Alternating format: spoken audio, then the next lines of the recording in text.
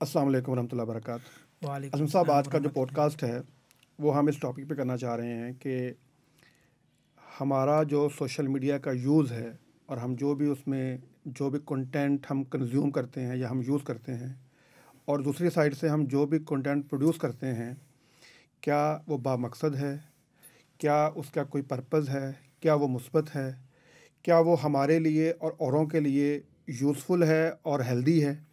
इसके बारे में सोचना, इस पे गौर करना। मैं स्पेसिफिकली कुछ एग्जांपल देना चाहता हूँ। पिछले कुछ दिनों में कुछ ऐसी चीज़ें वायरल हुई हैं जिसके ऊपर सोशल मीडिया पे ऊपर बहुत बात हुई। मसलन लाहौर का पावा अख्तरलावा, या एक इंडियन सॉन्ग के ऊपर एक लड़की ने जो है ना वो मेरा दिल ये पुकारे आजा, उसके ऊपर जो है ना उसने डांस किया, वो बड़ा वायरल हुआ।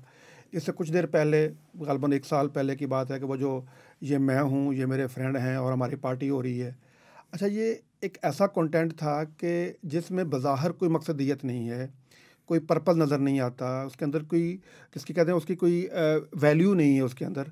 लेकिन वो वायरल भी हुआ और वो उसके ट्रेंड्स भी बने और लोगों ने उसको बहुत ज़्यादा जो कंज्यूम भी किया। उसके बाद फिर उसकी आगे मीम्स बनी और सब कुछ चला।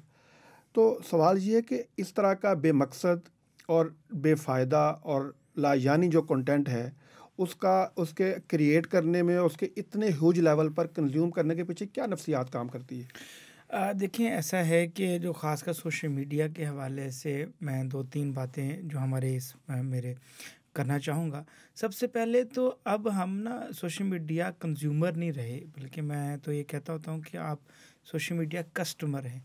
यानी आपका हर एक्शन, आपका हर सेकंड, हर मिनट जो है वो एक इनकम जनरेट कर रहा है। हुँ। तो ज़ाहिर बात है, अब जो डायनामिक्स है सोशल मीडिया की, वहाँ पे वो देख रहे होते हैं कि क्योंकि वो आर्टिफिशियल इंटेलिजेंस पे बेस करता है। जिस कंटेंट पे आई कांटेक्ट रुकता है, या उसको लाइक मिलता है, या उससे एंगेजमेंट जनरेट होती है, इवन आपका जो मोबाइल कैमरा है वो अटैच है इसके साथ, ऐप्स के साथ। अच्छा, वो वहाँ से एक डाटा जनरेट हो रहा था जिसको कुकीज़ कहते हैं।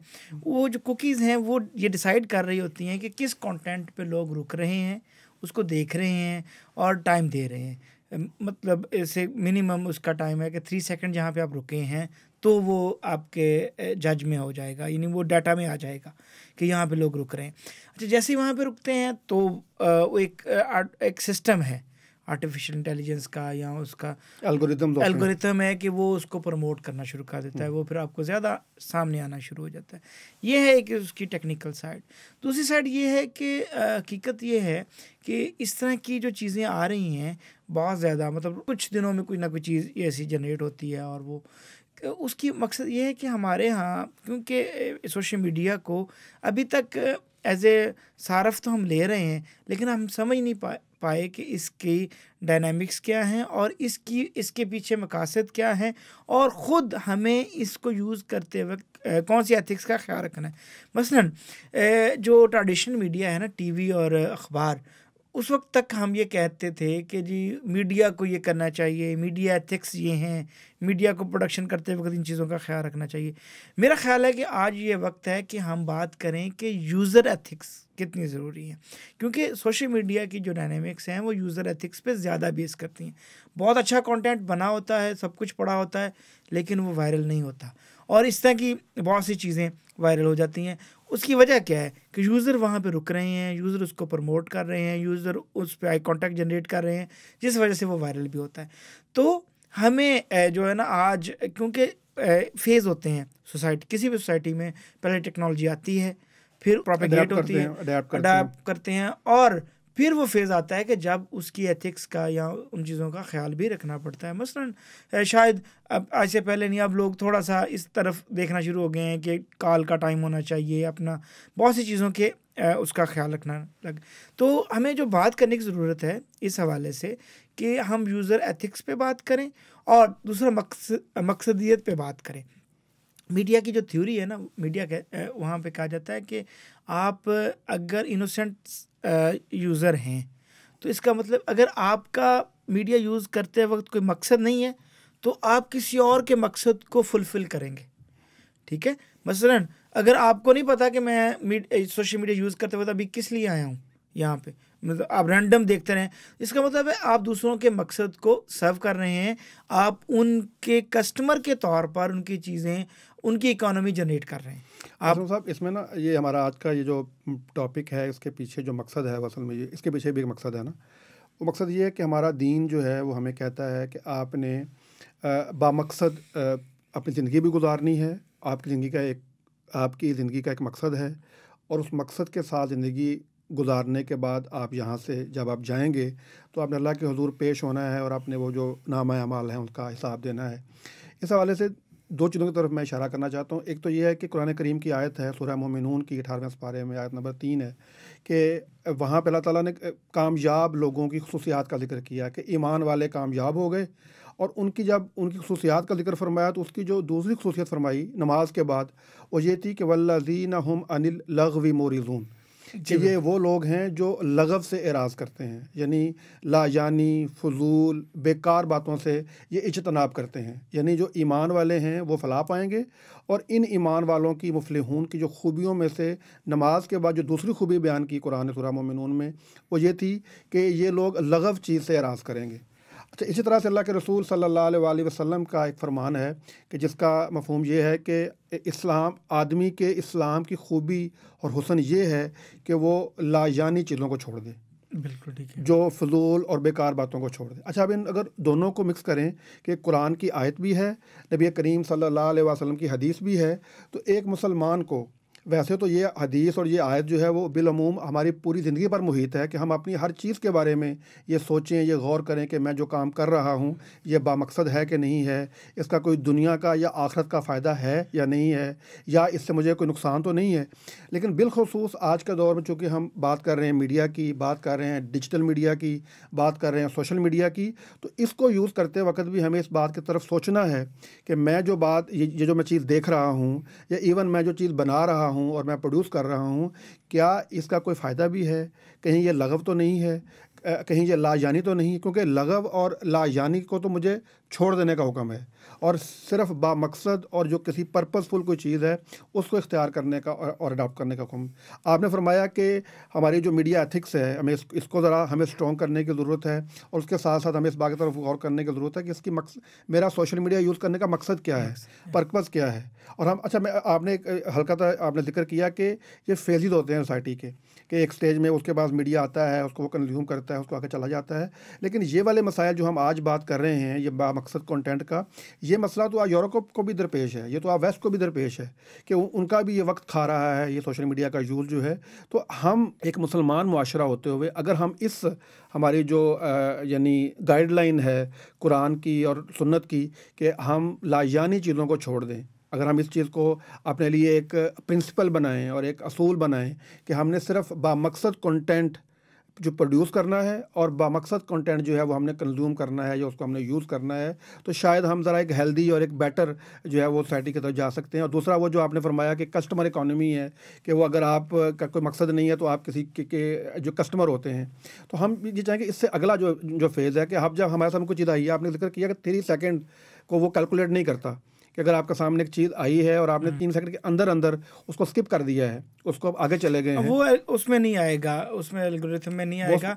तो असल बात यह है, देखें अब जो सोशल मीडिया है, क्योंकि हम ज़्यादा बात सोशल मीडिया की इसलिए कर रहे हैं कि अब ये एक लाइफ पार्टनर है, ठीक है। मैं पिछले दिनों एक लेक्चर था तो मैंने उसमें एक बात की कि देखें अब आपको उसी तरह सोशल मीडिया एथिक्स सीखने की ज़रूरत है, अपने बच्चों को सिखाने की ज़रूरत है, जिस तरह आपने खाने पीने के एथिक्स उनको सिखाते हैं या उनको प्रैक्टिस करवाते हैं।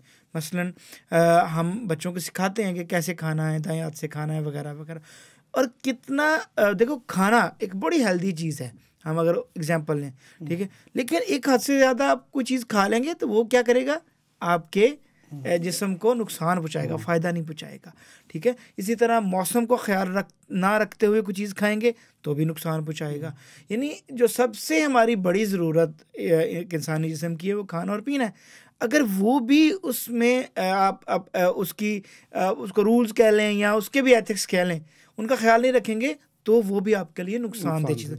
सेम यही चीज़ है कि आपके बच्चों को, आज के दौर के बच्चों को ये चैलेंज दरपेश है कि उन्होंने सोशल मीडिया के साथ इंटरेक्शन करना है, और इंटरेक्शन इतना बढ़ गया है कि अब इसके साथ आपकी एजुकेशन अटैच है, इसके साथ आपका बिजनेस अटैच है, इसके साथ आपकी शॉपिंग अटैच है, इसके साथ आपके रिलेशन अटैच हैं, आपके ग्रुप्स हैं, फैमिली ग्रुप्स हैं, फ़ायदे नुकसान दोनों अटैच हैं।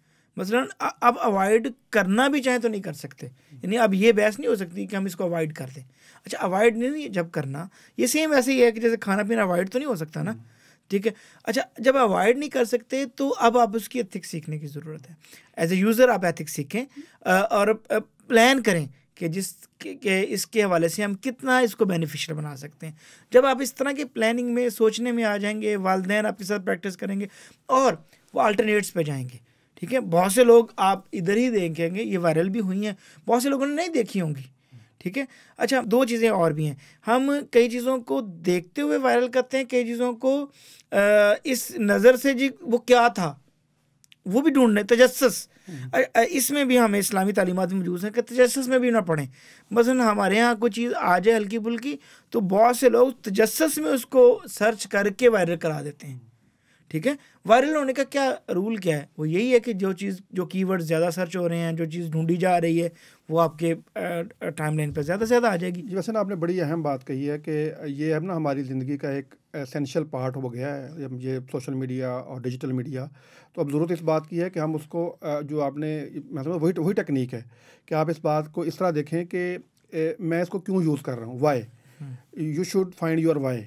और अगर आप अपने वाई के साथ रहेंगे कि मैंने ये वाला जो व्हाट्सएप है ये मैंने क्यों देखना है, या मैंने ये वाली जो आज मैंने फेसबुक को मैंने क्या यूज़ करना है और कितना यूज़ करना है। पहले ये सवाल है कि क्यों यूज़ करना है, बिल्कुल, और फिर ये है कि मैंने कितना यूज़ करना है। इसमें एक और बड़ी अहम बात ये है कि हम ये जो हम कंज्यूम कर रहे होते हैं, हम यूज़ कर रहे होते हैं, एक तो हम ये कह रहे हैं कि बामकसद हो, दूसरा आप ये भी देखें कि आप किसी बड़ी अहम चीज़ के इवज़ या उसकी कॉस्ट पे आप ये काम कर रहे होते हैं। बिल्कुल, मतलब अगर आपने जो आपका वक्त है, ये आप देखें, वक्त तो आपका वक्त बड़ा और आपकी पैसा दोनों, यानी जो आपकी जो इस पे कॉस्ट खर्च होती है ना, वक्त भी पैसा भी, और यही टाइम आप तालीम से ले रहे हैं, अपने घर वालों से ले रहे हैं, अपने रिश्तेदारों से ले रहे हैं, अपनी मतलब इवन अपने खाने पीने से ले रहे हैं। अच्छा साहब, इसमें देखें आजकल आपके इल्म में है कि वो जो एक एंड्रॉयड पे एक एप्लीकेशन आई है digital wellbeing and parental control, वो हर एंड्रॉयड सेट के अंदर जो है ना, वो सेटिंग के अंदर वो एक फ़ीचर मौजूद है कि आप ये मालूम कर सकते हैं कि आज आपका स्क्रीन टाइम क्या रहा।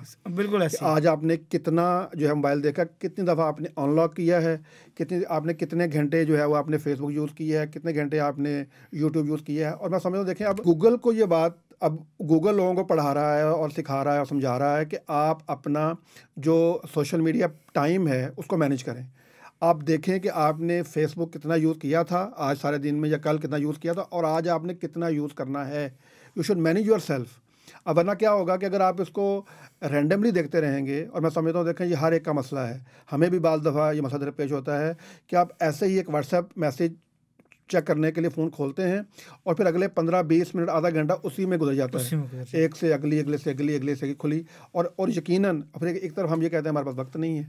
तो अगर हमने अपने वक्त को दुरुस्त मैनेज ना किया और हमने बामकसद चीज़ों को हमने इख्तियार ना किया, या हमने सोशल मीडिया के यूज़ को हमने बामकसद ना बनाया, तो यकीनन क्या होगा कि फिर हम यकीनन हमारा वक्त तो वही है, यानी वही 24 घंटे हैं हमारे पास। आपने बिल्कुल सही फरमाया कि हम उसी से वो अपने एजुकेशन में से टाइम ले रहे होंगे, हम अपने रिलेशनशिप से टाइम ले रहे होंगे, अपनी फैमिली का टाइम जो हम ले रहे होंगे, इवन हमने जो अपनी फिजिकल एक्सर्शन यानी कि हमने एक्टिविटी करनी थी, या कोई हमने खेल खेलना था, वर्जिश करनी थी, तो उसका वक्त मैं नहीं दे पाऊँगा। अपनी फैमिली के साथ, वालिदैन के साथ वक्त बिताना, अपने बच्चों के साथ बैठना। अच्छा, फिर एक और भी, बल्कि इस पर भी मैं आपकी टेक लेना चाहूँगा कि हाँ देखें, फैमिली में बैठे होते हैं, फैमिली में बैठे हैं, बच्चों में बैठे हैं, दोस्तों में बैठे हैं, लेकिन हम जो है वो जो मोबाइल यूज़ कर रहे हैं।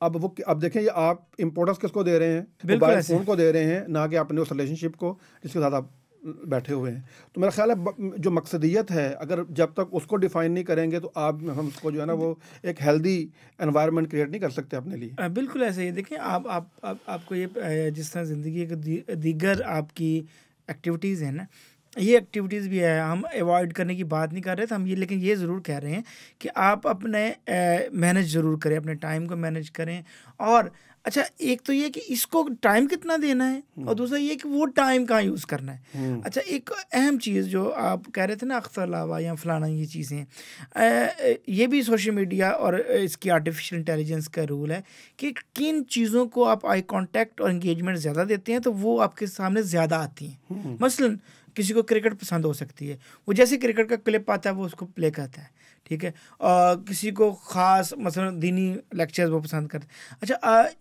आप एक वीक सिर्फ ये तजर्बा कर लें कि ख़ास किस्म की चीज़ें आप देखें, तो आप नेक्स्ट दिन देखें कि आपकी सजेस्टेड वीडियोस या सजेस्टेड पोस्टें ही वो होंगी। अच्छा, इसका मतलब क्या है कि भाई आपने अब आपकी कंट्रोल अपने कंट्रोल में है। अब आप खुद हैं, अब इल्ज़ाम देने बंद करें, यानी एज ए यूज़र आप ये इल्ज़ाम ना दें कंटेंट क्रिएटर्स को।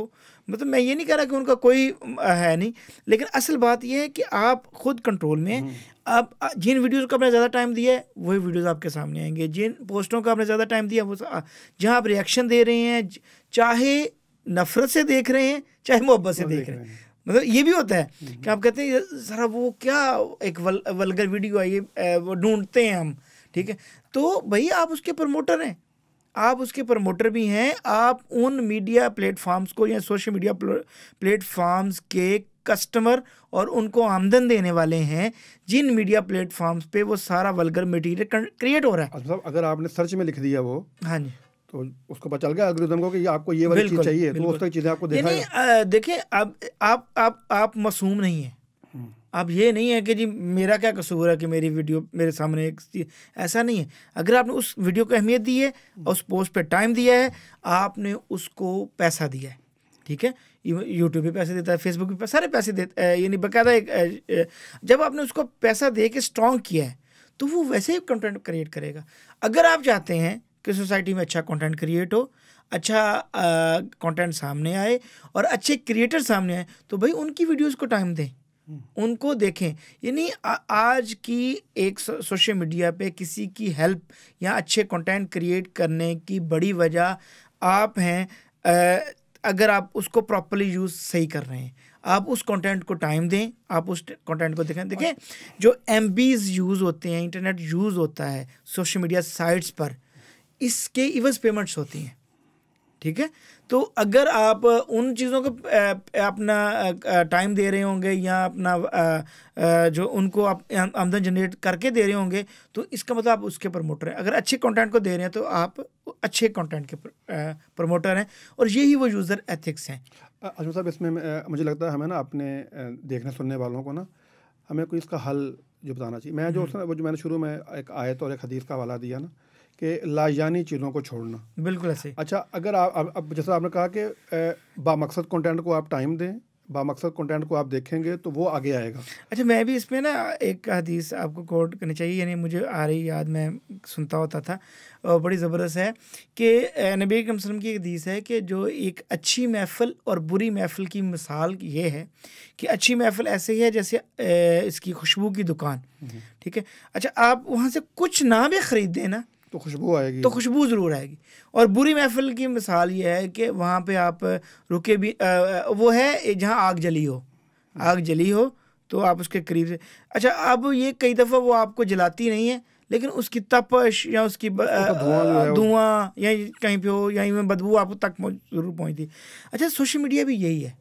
अगर आप उन पेजेस को ऐसे ही गुजरते गुजरते भी देखेंगे, आपने लाइक्स किया हुआ है, नहीं लाइक किया, यहाँ सर्च में आ जाते हैं, और इसी तरह अच्छी चीज़ों को, तो आप ये महफल है। और अगर आपको इस हदीस पे अमल करते हैं, यानी हमने अवॉइड करना है उन चीज़ों को, तो इससे इंशाल्लाह आपका सोशल मीडिया खुद ब खुद मैनेज होना शुरू हो जाएगा आपके। यानी अगर आपने थोड़ा सा कुछ देर प्रैक्टिस की कि उन चीज़ों को प्रमोट नहीं किया, उन चीज़ों को टाइम नहीं दिया, आई कांटेक्ट जनरेट नहीं किया, उन पे आपने एंगेजमेंट जनरेट नहीं की, तो आपका सोशल मीडिया भी उन चीज़ों की तरफ आ जाएगा जो आप अच्छी चीज़ें देखते हैं। अच्छा साहब, इसमें ना हम चाह ये रहे हैं कि हमारे जो नाजरीन हैं या हमारे जो सामीन हैं, और जब हमारा ये पॉडकास्ट सुनेंगे तो ज़ाहिर जो हम बातें कर रहे हैं उस पर ज़ाहिर उनके बहुत सारे सवालात भी होंगे, और वो इसके बारे में जानना भी चाह रहे होंगे। माशाल्लाह आप भी मीडिया के उस्ताद भी हैं, जी एक कॉलेज में पढ़ाते हैं, आप एमफिल पीएचडी स्कॉलर हैं। मेरा भी बैकग्राउंड जो है वो मतलब मीडिया से है। हम चाह रहे हैं कि ये जो डिजिटल मीडिया के जो एज है, इसमें हमें लोगों को एजुकेट करने की ज़रूरत है। बिल्कुल आज ऐसे। तो अभी सिर्फ हमने एक डायमेंशन पे बात किया कि आप सोशल मीडिया का या डिजिटल मीडिया का जो कंटेंट है, उसको प्रोड्यूस करते वक़्त और कंज्यूम करते वक़्त आप उसकी प्रोडक्टिविटी को ज़रूर सामने रखें, या उसकी पर्पसफुलनेस को या उसकी मकसदियत को ज़रूर अपने सामने रखें। और फिर दूसरी बात ये कि उसका आप ज़हन में रखें कि क्या ये कंटेंट पॉजिटिव है, इससे पॉजिटिव वाइब्स निकलेंगी, इससे पॉजिटिव मैसेज जाएगा, इससे सोसाइटी के अंदर मुस्बत और पॉजिटिव रवैये जन्म लेंगे, या ये एक नेगेटिव कंटेंट है, उससे जो है वो नेगेटिव कंटेंट जो है वो जनरेट होगा। तो हमारे ये जो पॉजिटिव और नेगेटिव और राइट और रॉन्ग के जो पैरामीटर्स हैं, अगर इसको हम अपने दीन की बुनियाद पर बनाएंगे कि जिन चीज़ों को हमारे दीन ने सही कहा है उसके हम प्रमोटर बन जाएं, और जिससे हमारे दीन ने मना किया है उससे हम बाज आ जाएं, और फिर इसी को हम अपने सोशल मीडिया यूज़ के दौरान प्रैक्टिस भी करें। वो जैसे आपने भी कहा कि ये एक महफ़िल है, तो ये एक पाकीज़ा महफ़िल भी हो सकती है, और एक जो है वो आपके लिए बुरी महफ़िल भी हो सकती है कि आपके दोस्त जो आपके साथ वहाँ पे मौजूद है, वो भी जो आपके फ्रेंड्स होंगे, नहीं, आपको सोशल मीडिया पे जिनको दोस्त बना रहे हैं, ये भी डिसाइड कर रहे हैं कि आप किस तरह की महफिल पसंद कर आप रहे हैं। किस किस्म की महफिल पसंद कर रहे हैं। तो इसको बहरहाल ये भी एक चीज़ है। तो मकसदियत जो है वो आपके कंटेंट की भी और मकसदियत आपके यूज़ की भी, ये अगर होगी तो फिर आप एक हेल्दी जो है ना वो आप तब जा रहे होंगे। चूँकि हम बात करते हैं मीडिया मैटर्स के ऊपर और मीडिया के जो डिफरेंट एस्पेक्ट्स हैं इसके ऊपर, आपने कहा कि 3 सेकंड तक अगर हम नहीं रुके, अच्छा ये इतना वक्त काफ़ी होता है किसी चीज़ को जज करने में। बिल्कुल वही है कि एक नज़र है। वो एक जो हदीस में भी आता है कि अगर आपकी किसी पे निगाह पड़ गई है तो एक नज़र की तो आप माफ़ी है, अगर आपने दोबारा निगाह डाली है तो उसके लिए फिर आप गुनहगार होंगे। तो अगर आपके पास 3 सेकंड का वक्त मिला है और उससे आप निकल गए हैं, तो इसका मतलब ये है कि ठीक है, ये मतलब देखिए मैं ये कहता हूँ कि दुनिया से ये जो तबकात की तकसीम है ना, कि कुछ लोग जो याश होते हैं, कुछ लोग, ये तो हम अगर देखें अंबिया के दौर में भी वो तबकात मौजूद रहे हैं। ये नहीं होगा कि उस तरह का कंटेंट जनरेट होना बंद हो जाए, ठीक है। होगा सिर्फ ये कि आपने यानी अगर एज ए पेरेंट हैं तो आपने अपने बच्चों को तरबियत में क्या चीज़ लेके, मसलन सोशल मीडिया तो उनको देना पड़ेगा, आपको मोबाइल लेके देना पड़ेगा क्योंकि उनकी एजुकेशन अटैच है और उनको चाहिए। अच्छा आपने किस तरह, अब ये वालिदैन की भी जिम्मेदारी है कि किस तरह आपने स्टार्ट से ही उनको उन एथिक्स भी साथ सिखा दी हैं, ठीक है। और साथ साथ पेरेंट कंट्रोल शुरू में आते हैं, फिर बच्चे में कोई और शौक़ डाल देना, उसका कोई भी शौक़ हो सकता है। मसलन आप अपने बच्चे को ये शौक़ डाल दें कि तुमने ना ये वाली देखा करो, मैं चाहता हूँ कि तुम अच्छे कारी बनो तो तिलावत सुना करो, तो ठीक है, उसके सामने वही मटेरियल भी आएगा ज़्यादा से ज़्यादा। अच्छा इसी तरह यानी जब आप अपने एक बाकायदा प्लान मकसद इंजेक्ट करेंगे ना अपने बच्चों में, ठीक है, और उसके लिए सच्ची बात ये है कि ये उसी तरह अब शायद कोर्सेज़ कराने की ज़रूरत है। ये यानी एक तरह से अब बच्चों को सोशल मीडिया के यूजेज और बिहेवियर के हवाले से वहाँ पे, तो वो उनको सिखाने की ज़रूरत है कि आपने किस तरह बचना है और किस तरह आपने कोई और शौक़ जनरेट करना है। अगर ऐसा होना शुरू हो जाए कि मसलन जो कई आप ऐसे लोगों से मिले होंगे जिनको ये वाली जो आप जिनको वायरल कह रहे हो, वो कहते हैं मेरे सामने तो आई नहीं, या अगर आई थी तो बस गुजर गई, मैंने ज़रूर उस पर तवज्जो ही नहीं दी, ठीक है। उनसे उनके मकसद की चीज़ें पूछेंगे तो वो बहुत अच्छी बताएंगे। ये है ज़िंदगी में भी गोल सेट करना, और ये सेम यही चीज़ सोशल मीडिया पे है कि आप यानी ये ना देखें कि मैंने ये मोबाइल पकड़ा है, स्क्रीन पे ये जो मैं कर रहा हूँ ये बस मतलब एक छोटी सी मेरी एक्टिविटी है, लाइए टाइम। इसके साथ आपकी ज़िंदगी अटैच है, आपका मकसद अटैच है, आप इससे बहुत ज़्यादा इनकम जनरेट भी कर सकते हैं और अपनी दौलत का नुकसान भी कर सकते हैं, अच्छे काम के प्रमोटर भी बन सकते हैं और बुरे काम को रोकने का बायस भी बन सकते हैं। मतलब उसके लिए रिपोर्ट कर दें, ये वो चीज़ें कर दें। अच्छा मतलब इसमें आपने जो बात की ना ये बच्चों के हवाले से कि वालिदैन को चाहिए, अच्छा मैं समझता हूँ कि इसके ना दोनों पहलू हैं। वालिदैन को ख़ुद भी ज़रूरत है कि वो अपने सोशल मीडिया यूज़ को बड़ा कंट्रोल करें और अपनी जो डिजिटल वेल बीइंग है उसको जो है वो बेहतर बनाएं या उस पर काम करें कि हमारा जो रिलेशनशिप विद डिजिटल मीडिया है उसके अंदर एक बैलेंस हम क्रिएट करें। अच्छा अपने लिए भी करना है, इसी तरह से हमने अपने बच्चों के लिए भी करना है। और आप देखें ये जो मैंने दो बातें कही हैं कि अपने लिए भी करना है और बच्चों के लिए करना है। गूगल ने एंड्रॉयड के जो फीचर इंट्रोड्यूस करवाया है एंड्रॉयड के अंदर, वो ये है कि उसका नाम ये रखा है digital wellbeing and parental control. ये जितने भी हमारे नाजरीन और सामीन हैं जो हमारा ये पॉडकास्ट सुन रहे हैं, वो अगर अपने एंड्रॉयड फ़ोन की सेटिंग में जाएंगे तो वहाँ पे वो एक फ़ीचर देखेंगे उस सेटिंग के अंदर, digital wellbeing and parental control. अच्छा, पेरेंटल कंट्रोल में ये है कि आप रिस्ट्रिक्शन लगा सकते हैं कुछ ऐप्स पे, कुछ ऐप्स की टाइमिंग लगा सकते हैं कि आप इतने टाइम के बाद। अच्छा, फिर एक फैमिली लिंक के नाम से एक ऐप है, एक फ़ीचर है बल्कि गूगल का, जो कि हाँ हमारे एक एप्लीकेशन है, अगर उसको आप अपने पास डाउनलोड करते हैं तो आप जितने मोबाइल फ़ोन चाहें या जितने नंबर चाहें उसके साथ लिंक करके फैमिली का जो एक आपका लिंक होगा उसमें उसकी रिस्ट्रिक्शन लगा सकते हैं एज ए पेरेंट्स, जो है कि आपने बच्चों को आपने कौन कौन सी साइट्स की एक्सेस देनी है, कौन कौन सी ऐप्स की एक्सेस देनी है, कौन कौन सी चीज़ों की डाउनलोड की एक्सेस देनी है और कितने टाइम के लिए देनी, ये भी हो सकता है। और दूसरा सूरत ये है कि आपने अपने लिए भी, यानी अपने लिए भी लिमिटेशन बनानी कि मैंने कितनी देर कौन सी ऐप यूज़ करनी है। उसके अंदर आप उसके ऊपर जो है ना वो ग्रे आ जाता है, आपके जो एप्लीकेशन के आइकॉन जो होते हैं वो ग्रे हो जाएंगे जी कि आपका टाइम ख़त्म हो गया, अब इसको आप जो है ना उसको बंद कर दें।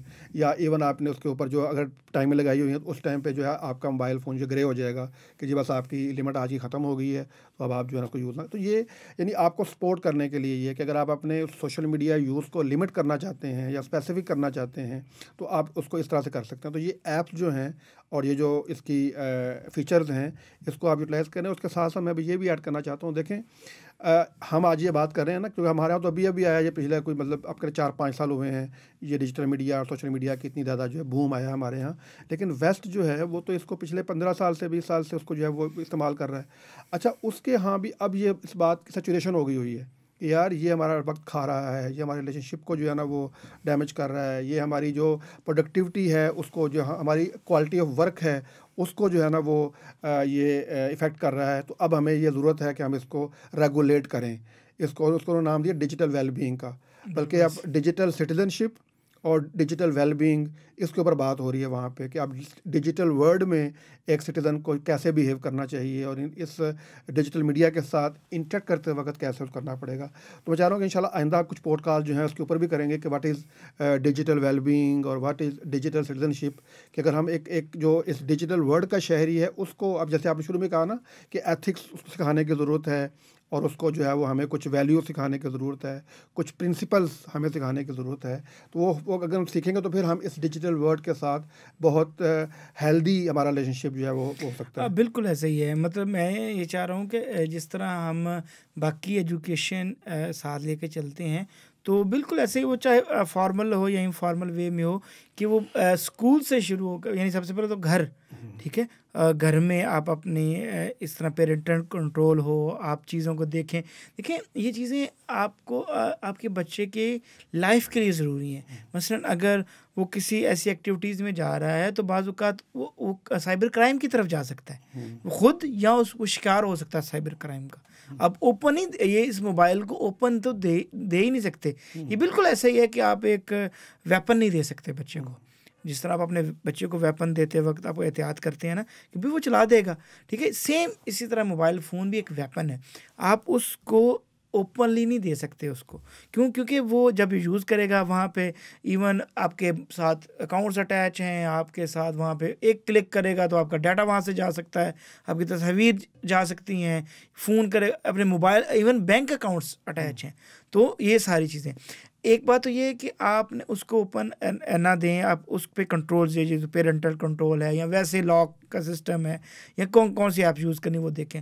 फिर स्कूल्स में इवन हमें अपनी जो जैसे वैसी तरबियत थी, हम उसके साथ साथ ये देखने की ज़रूरत है कि बच्चों को एक अच्छा डिजिटल सिटीज़न बनाने की तरफ तवज्जो दी जाए और उनको बताया जाए कि ये जो जितने भी आलात हैं जो इजाद हो गई है टेक्नोलॉजी, ये आपके लिए बहुत ज़्यादा बेनिफिट जनरेट कर सकती है। सब आपकी बात में याद आ रहा है कि मैंने एक दफ़ा, यानी चूँकि मैं कोर्स पढ़ा रहा था डिजिटल मीडिया का, तो उस पर वर्क करते हुए मैंने देखा कि अमेरिका के अंदर स्कूल्स के लिए ग्रेड 1 से लेके K-12 तक, यानी हमारे यहाँ जो FSC या इंटर है, यानी क्लास 1 से लेके इंटरमीडिएट तक का बाकायदा कोर्स पढ़ा हुआ है डिजिटल सिटीजनशिप का, कि आप अपने बच्चों को ग्रेड 1 में क्या पढ़ाएंगे, ग्रेड 2 में क्या पढ़ाना चाहिए, ग्रेड 3 में, और वो 6 उसकी जो है ना वो एस्पेक्ट्स हैं कि जिस पे वो काम करते हैं, और फिर कहते हैं कि ये उसको आप एक्सपेंड करते करते इसको आप K-12 तक ले जाएं। यानी जब बच्चा ग्रेजुएट करेगा कॉलेज से तो उसको पता होगा कि मतलब कि मैंने डिजिटली जो है वो चीज़ों को किस तरीके से करना है। हाँ बिल्कुल। और डे 1 से यानी क्लास 1, जैसे आपने भी कहा कि हमें स्कूल के अंदर पढ़ाने की ज़रूरत है, और मैं समझता हूँ ये वाकई ऐसे है। हमें अपने स्कूल में डिजिटल जो एजुकेशन है या डिजिटल मीडिया की जो एजुकेशन है और अपने ये जो डिजिटल सिटीजनशिप है इसकी जो है वो सिखाने के लिए, और मतलब उस पर काम हो चुका है, यानी वेस्ट ने काम कर लिया हुआ है, अपने बच्चों को सिखा रहे हैं, बता हमने रहे हैं। सिर्फ उसको अपनी वैल्यू से अटैच करना है और अपनी कुछ setting चीज़ों का accordingly- हमने ख्याल accordingly रखना करना है। देखिए वरना हम क्या जनरेट कर रहे हैं, आप ये नहीं देखते कि इस तरह फेसबुक के स्टेटस की वजह से, व्हाट्सएप ग्रुप्स में लड़ाइयों की वजह से, या इन चीज़ों की वजह से इवन खुदकशियाँ हो रही हैं, अपने पेरेंट्स को मार देते हैं, ये पबजी गेम्स, ये सारी इसके साथ अटैच चीज़ें हैं ना। वो तो आपकी रियल लाइफ को थ्रेट है इसकी वजह से, ठीक है। आप इसलिए इसको छोड़ नहीं सकते। यानी वो अगर आपका इस, और ये सिंपल ये भी चीज़ नहीं है कि सिर्फ वक्त का और आपके पैसे का नुकसान है, ये आपकी लाइफ को यानी एक तरह से थ्रेट जनरेट कर देगा, साइबर क्राइम जनरेट कर देगा, आपके बच्चों के लिए ज़िंदगी गुजारना मुश्किल बना देगा अगर इसको मैनेज ना किया गया। तो ये हमें बहुत ज़रूरत है कि अच्छा, मुझे लगता है ये जैसे ना इससे हमें ना, चूँकि इसका कोई बड़ा रास्त फिजिकल इफेक्ट नज़र नहीं आ रहा होता ना हमें। नहीं, फिजिकल इफेक्ट्स हैं ना। आप क्यों नहीं, आप एक चीज़ गौर करें कि इन साइबर्स की वजह से कभी इवन जाके FIA से डाटा भी लें, कितने क्राइम जनरेट हो रहे हैं, यानी किस किस लेवल के क्राइम, यानी ये पैसों के फ्रॉड तो हर तीसरे बंदे के साथ हैं, ठीक है। वो इसी से अटैच है ना, सोशल मीडिया पे आपको कोई लिंक आता है वगैरह वगैरह। फिर इसी तरह खुदकशियाँ, वालदैन को मार देना, ठीक है। और ये जो बच्चों के हवाले से प्रोडक्टिविटी में कम हो जाना बच्चों का, मैं ऐसे दर्जनों बच्चों को आप जानते होंगे कि जो पढ़ाई छोड़ के वो इन चीज़ों में पढ़े, साइबर यानी कि जी हमने ये कर देना है, वो इस तरह कर लेना, सोशल मीडिया एक्टिविस्ट बनने की कोशिश की। तो यानी जब ये आपको फिजिकली इफेक्ट कर रहा है, फिजिकली, और इंतशार कितना है, यानी अगर आप क्या यूज़ कर रहे हैं, क्या चीज़ प्रमोट कर रहे हैं, आप सोसाइटी में ये देखें किस वजह से इंतशार है। असल मैं समझता हूँ सारी बात का जो अगर हम इसको हम यानी समअप करें तो यही है कि जब तक इसकी मकसदियत वाज़ेह नहीं होगी, ऑब्जेक्टिव्स इसके क्लियर नहीं होंगे, गोल सेटिंग नहीं होगी, सोशल मीडिया को यूज़ करते वक्त हमारे सामने उसका पर्पस वाज़ेह नहीं होगा, तो सारी बात है फिर हम तो यानी डिस्ट्रैक्ट भी होंगे, और मतलब ये हमारे लिए मुश्किल बनेगा, हमारी ज़िंदगी मुश्किल बनाएगा, हमारे वक्त का नुकसान करेगा, हमारे इन आमदन यानी पैसे का नुकसान करेगा, और हमारे लिए बहुत सी फिजिकल मुश्किलात भी जनरेट करेगा। तो बहरहाल साहब इस पर इंशाअल्लाह हम बात करते रहेंगे, ये मीडिया के जो इशूज़ हैं और ख़ास तौर पर ये जो इस डिजिटल वर्ल्ड का इशू है। तो आज का जो हमारा पॉडकास्ट जो है वो यहाँ पे जो ख़त्म होता है। इंशाअल्लाह अगले एपिसोड में जो है वो हम किसी नए टॉपिक के साथ और नए इशू के साथ हाज़िर होंगे, उस पर इंशाअल्लाह बात करेंगे। उस वक्त तक के लिए इजाज़त लेते हैं। बहुत शुक्रिया।